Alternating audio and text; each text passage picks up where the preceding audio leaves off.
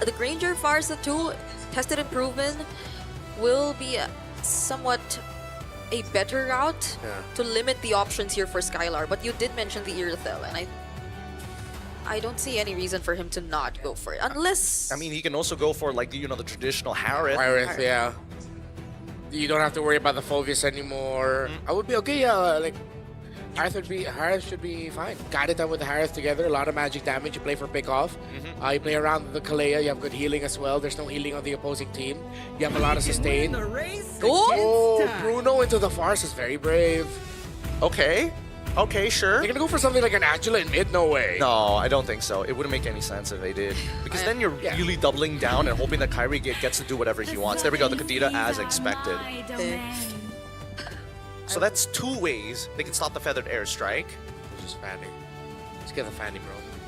I feel like they have so much faith in Skylar, like an ungodly amount of faith that he'll be completely fine. Like nothing could ever go bad to Skylar. What else if not the Fanny? The Nolan was used previously. The Leomord! Of course. Dang, this is really strange to look at because both compositions have been facing off against Team Spirit. Let's see how this breaks down.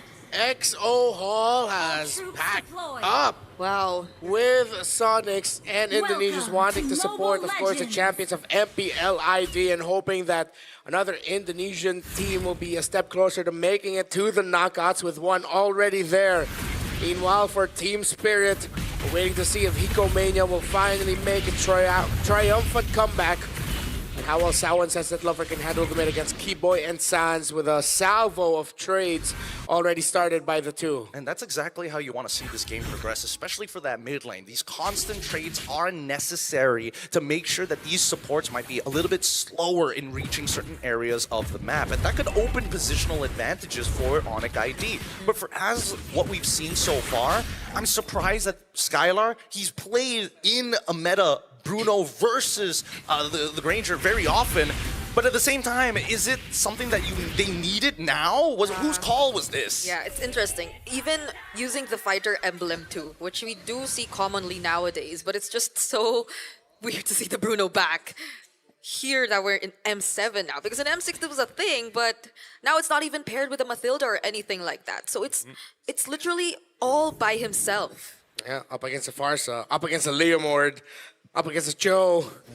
No Purify. Yeah, this first blood is really going to predetermine how big of a snowball the team who finds it first is going to get. Because Sawon as well, he's looking for opportunities, but he has to be careful as soon as level 4 comes through. But at least for one shot, right? He doesn't mind. We're not the ones who have to continuously engage. ONIC ID are the ones who need to find holes. Wow, this gold lane matchup is really interesting. I know we've talked about the Granger not having such a great time in terms of the laning so far because of the adjustments, but it seems like he's managing it pretty well up against the Bruno so far. Skylar's already half HP, but now we might get to see something break out here down bottom. Trying to check if any of the roamers are going to be able to hit level 4 before the big fight breaks out. Kid Bomba handling Ludwig very well in lane. Sao might want to get that. No level 4s just yet for the roamers. Sao's really close though. He's getting there, but I think they both understand. We're just gonna delay this, right? Well, jungle's at level 5. Yeah, there it is.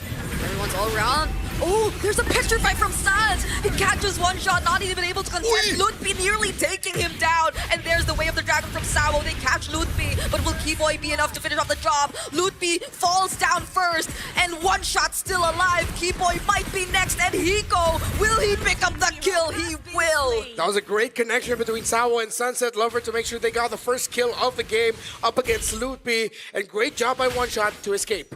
How does he live that? How is he allowed to live that for so long? And I think that it's one auto attack away. Ludwig, he had damage, literally put him at 1% and it still wasn't enough. Let's quickly go and look at the hand cam here because again, you're expecting from Kyrie's side, he needs to be hyper vigilant when it comes down to farming at a ridiculously fast pace. Once again, ONIC ID not getting the start that they're looking for. Oh wait, that was actually the Tsunami Slap committed by Keyboy, but they did not expect one shot to be there. What were they trying to achieve with that? They were going to go for the one. They were trying to go for the explosion because Sans has his full combination up. But as soon as they saw Barbiel show up, they're like, "We're backing off here. It's not worth it."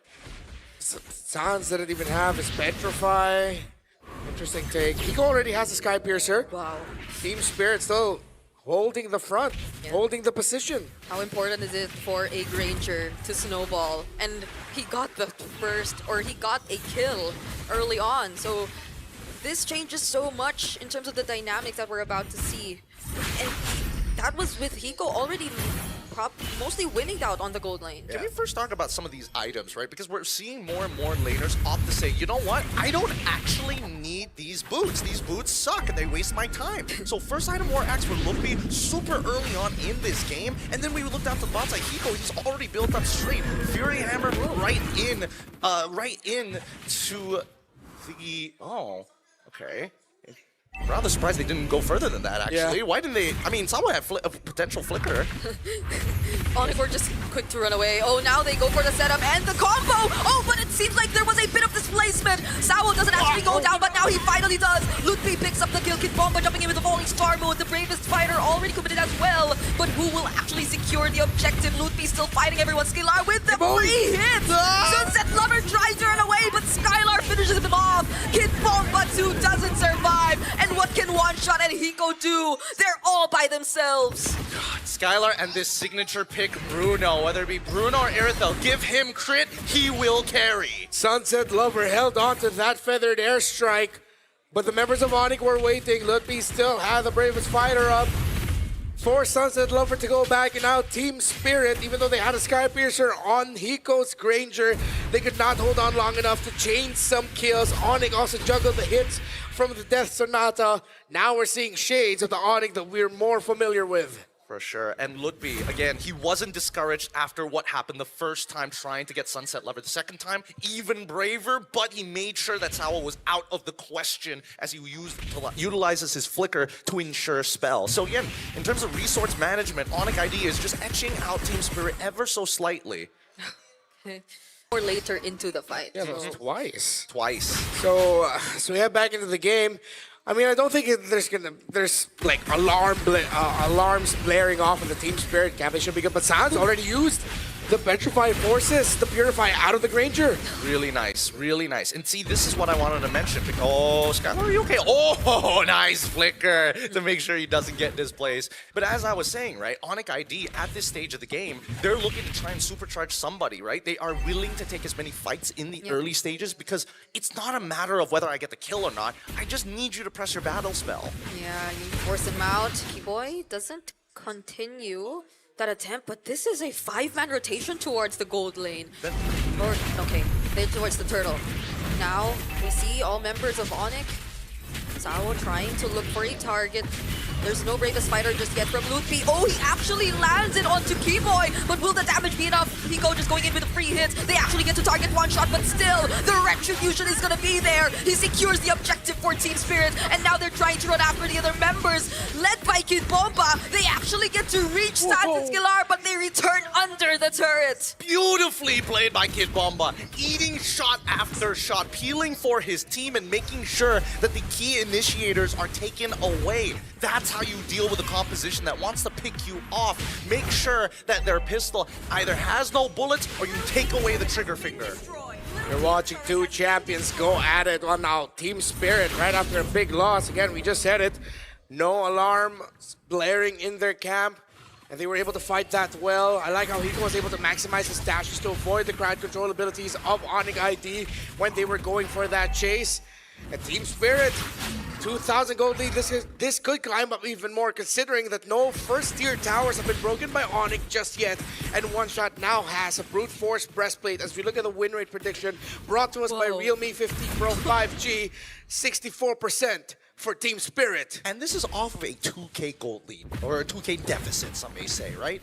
Now, Hiko already with the Malefic Roar already purchased, and early Feathered Airstrikes being thrown out because this is just posturing, right? Nothing really matters unless Team Spirit can almost guarantee a mid inhibitor, because once that mid inhibitor goes, this game is going to accelerate at a rapid pace. That's why Team Spirit, as you can see, moving down, holding control. They check the jungle, see, hey, There's no creeps there. We need to back off. We can't be wasting time. Yeah, and these are really careful movements we're seeing from Team Spirit. At least they have Sao and Kid Bomba to ensure that all areas are covered and that Hiko and Sunset Lover will remain safe. And that's on top of the fact that they have Purifies by themselves. So it will be a bit more tricky for Keyboy if they really want to land these combos because they might have to work not at the same time.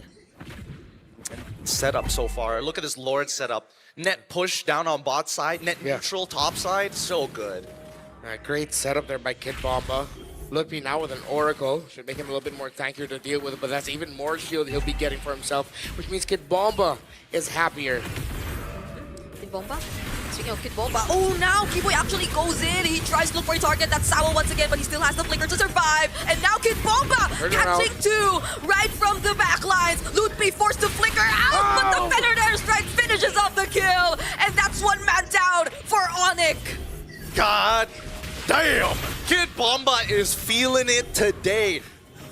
Falling Star Moon, a preemptive Falling Star Moon, might I add, that he was charging to ensure that he was able to collapse upon the backline to buy that precious couple of seconds. They tried to take out the trigger man, Sao himself. He manages to survive, and this was Team Spirit's response. ONIC ID, the only thing that they are lacking right now is the fact that Sao just isn't dying enough. He is still maintaining a good amount of income to stay relevant in this game. The tension is razor thin here as the battle above the clouds sees Team Spirit taking the first Lord, and they will be taking the first commanding lead of this game.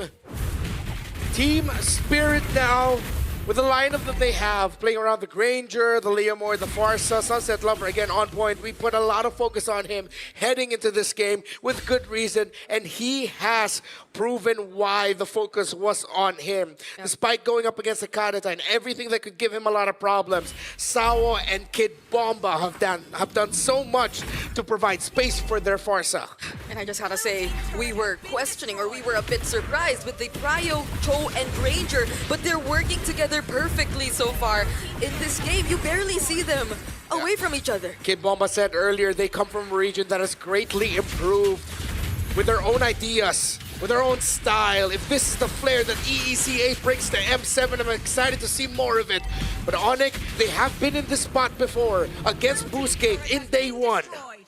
That's assuming that Team Spirit is going to let them get to that late game, right? I think that Team Spirit now recognized after that mid inhibitor is gone, well, sorry, mid tier 1 is gone, they take everything else off of the Lord push. A 5.2k lead is not bad for Team Spirit, but it's one team fight away from going back to net neutral. And that's something Team Spirit doesn't want to do. Notice that Sunset Lover earlier purchased Genius Wand on top of the Glowing Wand. Sans decides to go for something else. Goes straight into the wings, Blood Wings. Now, I don't know what that second item is going to be, but it needs to be just more raw burst. It's gonna be tricky for them now. Even when Keyboy finds a target, ONIC ID is not that safe, because now that Team Spirit's grouping up together, you saw the Falling Star Moons come in from Kid Bomba and how unstoppable they are when they try and just run through the members of ONIC ID. So now, what is next? There is the way of the dragon once again. They target Keyboy instead, so Keyboy could start things himself, but he still gets to escape, but not for long. Kid Bomba once again jumping into the backline. Sans not even able to commit a combo. He goes down next. Kyrie fortunately dashes away, but now it's Skylar and Ludwig. They are trying to run for their lives. Sans and Keyboy were the pickoffs of Team Spirit. That was clean. The kick from Sao and the follow-up by Bomba. That's exactly what they were looking for. And Bomba, at the very least, if I am not looking to engage in Peel, I will clean up the mess left after. Now that they swept them under the rug, the real question is whether or not Kyrie is able to get in position to try and steal this Lord away while Team Spirit holds down the fort. Could be. Oh, goes in with a bit of a spider. Doesn't commit the Land Shaker just yet. Sunset Lover sees where he is. 4 members, there's the Feathered Airstrike.